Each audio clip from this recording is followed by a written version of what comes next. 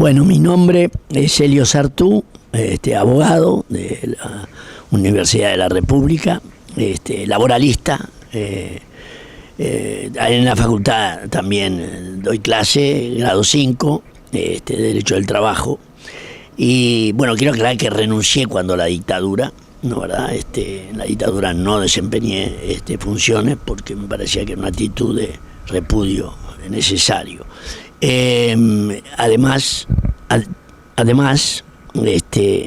quiero decir eso, que en la dictadura yo también me transformé en abogado para la defensa penal de los compañeros, porque me parecía que era indispensable y teníamos dificultad a veces para encontrar defensores, ¿no, verdad? Y son esas cosas que uno las valora más en su profesión. El haber trabajado, por ejemplo, en el cooperativismo y haber actuado en la defensa durante ese periodo lo gratificó mucho más que otras cosas, y también estar al servicio de los trabajadores con la profesión que le dio la sociedad, ¿no?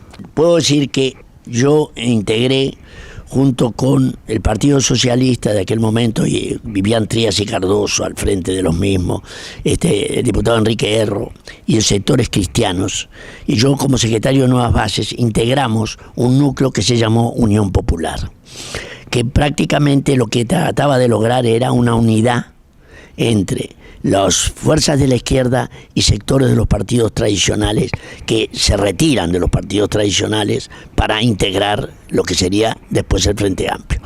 El Erro era una figura que fue el primero en irse del Partido Nacional. Yo no integraba el Partido Nacional, yo integraba Nuevas Bases, que era una agrupación venida del ámbito estudiantil y con el cual trabajamos. La Unión Popular no tuvo mucha eficacia electoral, pero tuvo importancia como una de las dos columnas que van a desembocar después en el Frente Amplio, porque por otro lado el Partido Comunista con otros sectores construyó el Fidel. Fidel y Unión Popular fueron las bases de nacimiento del Frente en 1971. Y yo, como usted decía recién, yo integré el MPP, primero integré la izquierda independiente, que es un grupo especial cuando terminamos la dictadura. De ahí construimos el MPP. El MPP nos tuvimos que ir con unos compañeros por discrepancia siempre de los principios y de la forma de cómo se sostenía el programa planteado. Después quedamos en la corriente de izquierda y al final también nos tuvimos que retirar de la corriente de izquierda y del frente para mantener de alguna manera el caudal de ideas que hoy lo encontramos incorporados con plenitud porque nos hemos reencontrado toda gente, como la gente del 26, como los del Modeju, los compañeros de los partidos humanistas. Nos hemos reencontrado todos en este ámbito de la Asamblea Popular e Izquierda Unida. El programa inicial del Frente Amplio hablaba de nacionalización de la banca, nacionalización del comercio exterior, reforma agraria. ¿Qué pasó con ese programa? Bueno, lo que pasó con el programa del Frente tiene que ver con un fenómeno que yo diría de destrucción de alguna manera de la izquierda frente amplista con sus caracteres esenciales, ¿no? Hubo una operación de destrucción. Comenzó con un documento de los 24 patrocinado por el actual presidente de la República, el doctor Vázquez, que promovió un documento flexibilizador en el plano ideológico, que uno de los que prácticamente los promovió es el actual rector de la Universidad de Arocena. Y eso fue como el comienzo de desmontar el proceso de las grandes ideas, reforma agraria, estatización del aparato financiero, en fin, todos los principios esenciales de la izquierda fue desmontado en una política de amortiguación, una política de dialoguista, pero pragmática, de llegar al poder. Yo creo que el objetivo fue llegar al poder. Fue Operación Triunfo, digamos así. Con esa Operación Triunfo, ¿cómo se hizo? Después de flexibilizar, se introdujo en el Frente Amplio grupos que nunca habían sido frentistas, grupos y hombres que no habían sido frentistas, en una cantidad tal y en un peso tal que disminuyó el poder específico de los sectores de izquierda de arranque en el Frente Amplio. Esto pasó porque se incorporó la columna blanca de Saravia. Saravia en su vida era un estanciero, en su vida había sido de izquierda, ¿no, verdad? Los claveles rojos, había de todos los colores.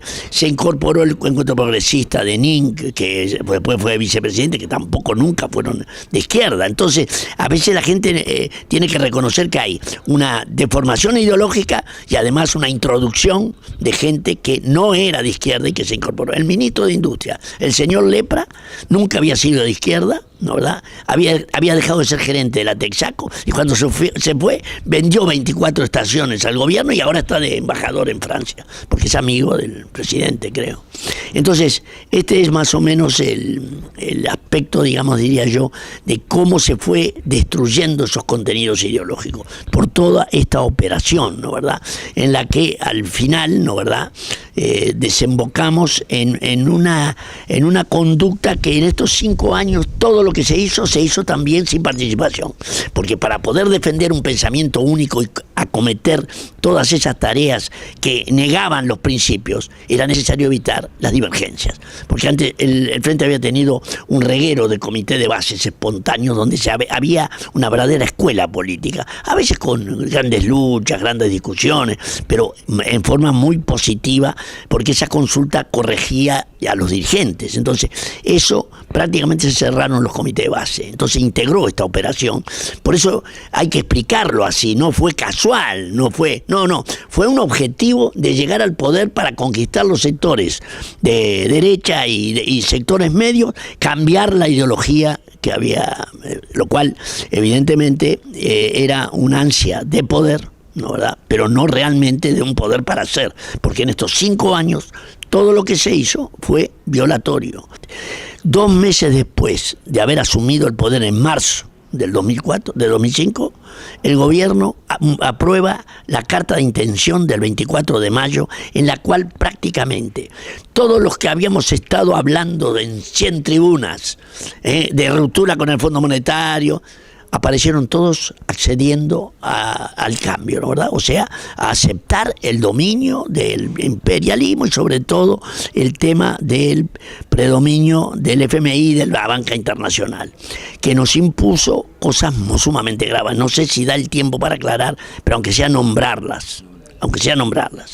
En primer término, nos obligó a pagar una deuda externa.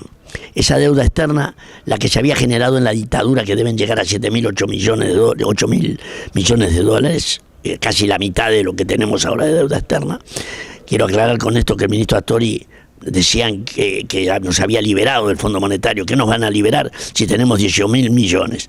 Esa deuda externa, ¿no, verdad?, que correspondía a la dictadura, la Convención de Viena sostiene que no se tiene que pagar, sigue en pie como pagándose, integra esos 18.000 millones, y hay una grave circunstancia errónea.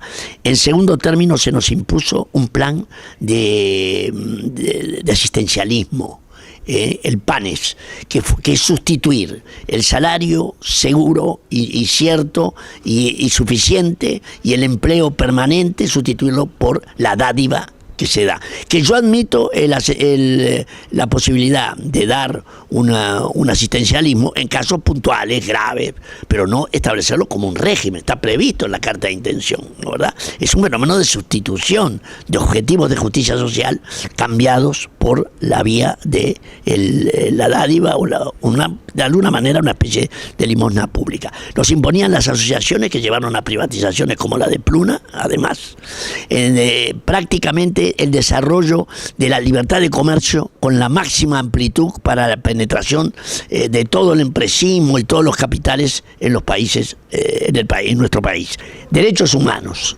No puede ser de ninguna manera que nosotros tengamos que sufrir las alternativas de esta recolección de firmas para un plebiscito, que la estamos apoyando, pero que hubiera sido innecesario si todos los legisladores hubieran cumplido el compromiso de sangre con nuestros caídos, levantando la mano en el Parlamento, porque el Parlamento tiene facultades de anulación de la ley, y hubiera eliminado toda esta posibilidad o riesgo que puede haber si el pueblo, no creo que vaya a pasar, pero eso se pudo haber evitado. Inclusive de un día para el otro se eliminaba la ley de impunidad, que ha beneficiado a los militares y civiles que han intervenido. Yo quiero aclarar que a veces cuando dicen que hay militares detenidos, están en una cárcel VIP, pero además no se enviaron acá a Argentina porque tenían miedo, los dejaron allá porque estaban extraditados. Eso no lo dicen. Dicen que hay militares presos, pero no dicen que evitaron ser extraditados, ¿no? Esto también es una cosa importante. Además de derechos humanos están las políticas sociales en jubilaciones y salarios. Salario de 4.400 pesos, que es sin duda como la novena parte de la canasta, 4.400 pesos, jubilaciones promedio 5.000 pesos, así que son cifras así imposibles de admitir, porque estando la canasta nada menos que en ese monto de 36 del que estaba mencionando recién, evidentemente no puede sostenerse que se está cumpliendo con las normas que nosotros tenemos en vigencia para el salario mínimo y también para las jubilaciones que se llevaron, las AFAP, que ustedes tienen acá en Argentina también existían, ¿no, verdad? Las AFAP nuestras prácticamente llevaron 4.700 millones de dólares, que para aquí no es cifra importante, pero para Uruguay era muy importante. Así que estas políticas sociales mencionábamos también, en educación también se erró de forma muy dura, hicieron un congreso, el propio gobierno, que lo perdió y ganó la tesis de la autonomía de la educación y el cogobierno de los órdenes. Y en la ley de educación que se sacó, no se aceptó esos criterios que habían sido aprobados en el Congreso convocado por el propio gobierno, lo que implica una falla sumamente grave. La ética tuvo crisis, la izquierda siempre hizo un bastión de la ética, y la ética también falló. Acá hay que reconocer que el general Licandro, que es un hombre muy auténtico, presidía el Tribunal de Conducta y lanzó la alerta de que no venían los asuntos en que estaba cuestionada la ética, y renunció. Nosotros con todo no le aceptamos la renuncia, sin embargo, ni se le comunicó y se le destituyó antes de que supiera que no le habíamos aceptado la renuncia.